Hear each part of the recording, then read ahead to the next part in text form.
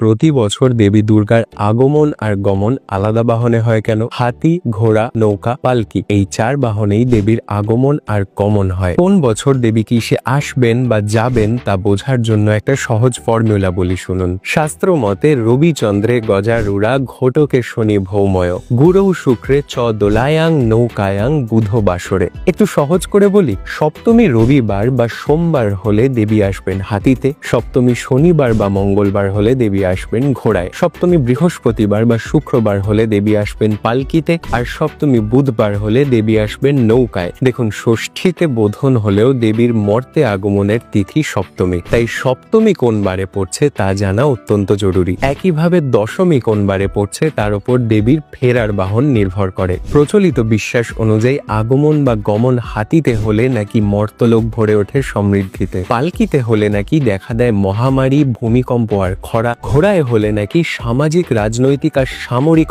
অস্থিরতা বেড়ে ওঠে, আর নৌকায় হলে নাকি বন্যা আর খরার প্রকোপ দেখা দিতে পারে। তবে কোনো বিশেষ বাহনে মায়ের আগমন বা গমন হলে সেটা তার সন্তানদের জন্য ক্ষতিকারক হবে তা বিশ্বাস করতে দ্বিধা হয়। এবার একটু হিসেব করে বলুন তো এবছর দেবীর আগমন আর গমন কিসে হবে?